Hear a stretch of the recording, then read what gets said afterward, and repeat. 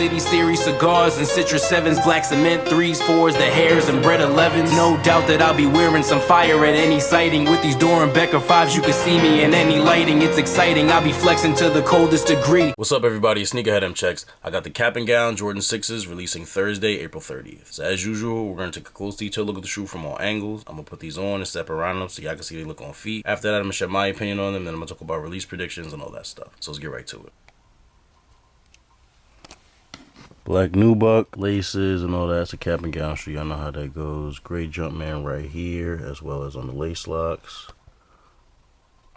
So on the side here, all this gray is 3M from the midsole to the trim right here. All this around here, all this, and all this as well. And then within the trim, you can see here, depending on which angle you hold it at, it is going to look a little different, but I don't know what this is supposed to be. From some angles, it almost looks like smoke. I know that's not what they were going for on a Cap and Gown shoe. I mean, kind of looks like salt or sand or sugar or something like that on certain angles. It definitely look like it'll change literally just moving the shoe couple of centimeters. So it's a pretty cool look. At first I thought it just looked messy, but I think the way it just changes like that is cool. I just don't really know what they were going for. But leave a comment, let me know what you think about that. And then same thing here on the inner side. I feel like it was a little bit heavier on the outer side than it is here, but that could just be the pair that I have. Y'all know stuff like that's gonna vary. And then one thing that we don't see on 6s a lot is this black translucent outsole, which I think looks good with the gray, and you don't really gotta worry about it discoloring. So I think they should do that more often when it fits like this. I try really hard not to complain about the way they just put Nike Air on the back of any shoe nowadays, because they've made it clear that that's just how things are gonna be going forward. But this is a release that really just did not need the Nike Air. Conceptually, they didn't, and the look is not bad, but like I said, they really didn't need it. I feel like a Jumpman probably would have looked better. Up here, the pull tabs are 3M as well. See if we zoom in, you can see the detail a little better. It's a lot rougher. It almost feels like sandpaper, but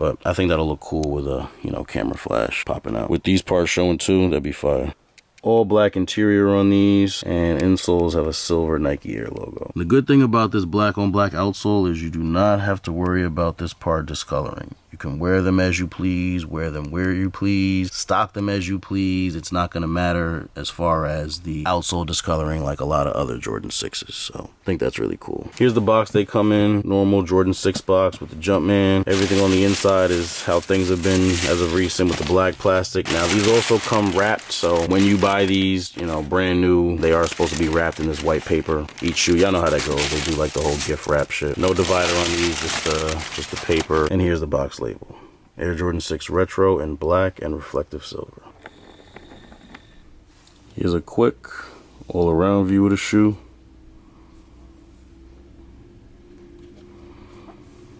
Alright, now let's see the look on feet. Always had a big drive, could have been a trucker. That's no cap, only cap and graduating Rutgers. Let's get this money, save it up so we don't never suffer. Can't get laid back, I ain't come with the seat adjusters. Came with the lyrics and ridiculous flow. Dripping from the babe do-rag to the kicks on the toe. Wrote some hits, gotta put them out consistently though. I don't know, when I first got these, I was just like, nah. And then over the past couple days, I've been looking at them and I'm like, you know what?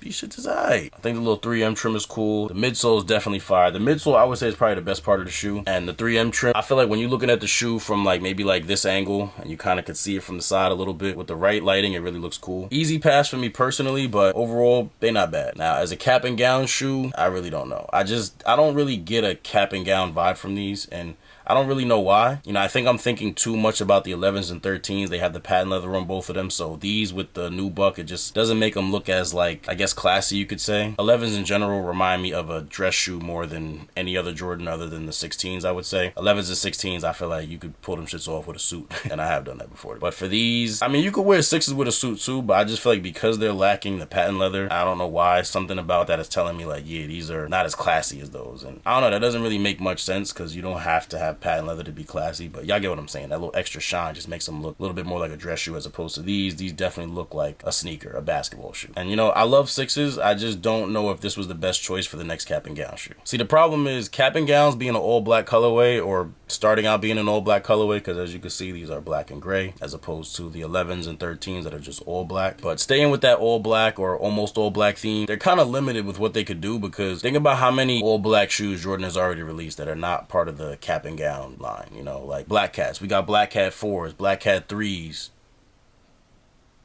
Okay, it's just those.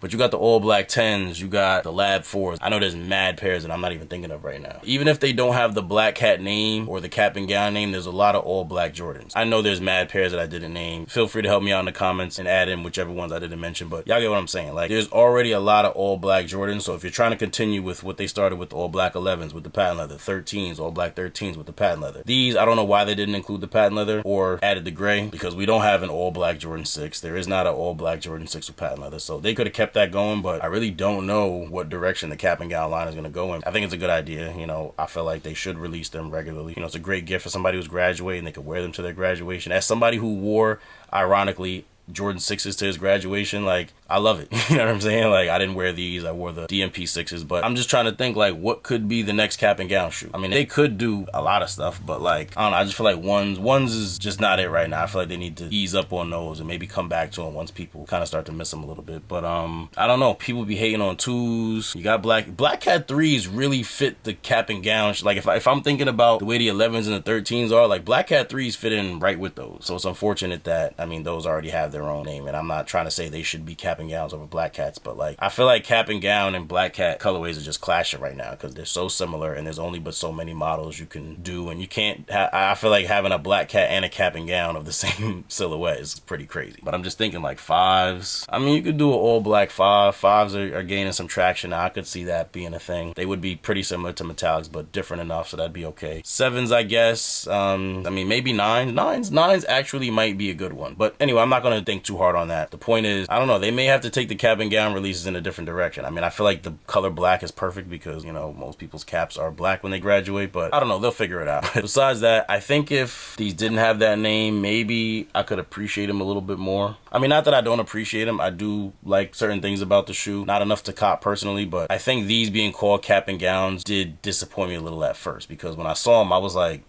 these cap and gowns, you know what I mean? Like, I'm thinking about the 11s and 13s and stuff, and not that those are like the gold standard and these have to be like those, but usually when Jordan brand, you know, has a nickname across the board, they're normally really similar in colors and stuff. But all that aside, even though they may not be a cop for me, I do think they're a nice shoe, easy to match, and the 3M on them is really what makes them interesting. Because also, without the 3M, these really would have been basically chrome 6s or metallic silver, whatever y'all want to call them. When I first saw these, they really reminded me of the Laker 6s. These will definitely be an easy cop, so anybody who wants these, whether you're graduating or not, should have no problem getting them. What I like about the timing for these is, depending on where you're graduating from. See, if you're graduating from high school, I mean, that also depends on where you live, but by me, high school graduations are usually like in June. So with that being the case, you got over a month to get these, whether it's a gift or you're buying them for yourself as the graduate. You actually have time to wait for them to go down in price. You can get them for under retail and still have them in time for your graduation. Now, people graduating from college are in a much tighter situation. I want to say my college graduation was May 10th. I know every school is different, but just using it as an approximation, college graduates only have about 2 weeks, maybe even less. But that's still plenty of time to buy the shoe. Even if you don't get it in person, you can have it shipped to you, and you have plenty of time to try them on, see how they look with your cap and gown and all of that. So that's good. Because I remember when the 11s came out, they dropped like late May. So like graduation had already passed for a lot of colleges. So I felt like they was only thinking about high schoolers. And that, like I said, it depends on where you live, but I do like them being more conscious of, you know, the timing on things. I think the 13s came out around this time as well in 2019 or whatever. But yeah, so if this video was helpful or taught you anything, I really appreciate if you give it a thumbs up. And if you're interested in more reviews like this or any other sneaker related content, please do us both a favor and subscribe to my channel if you haven't done so already. Once you're subscribed, make sure you tap that little bell icon where the subscribe button was and select all. That way when I put a new video out, you get notified, you won't miss out on anything. Thank you all for watching. Everybody, please stay safe and healthy out there, and I'll see you next time.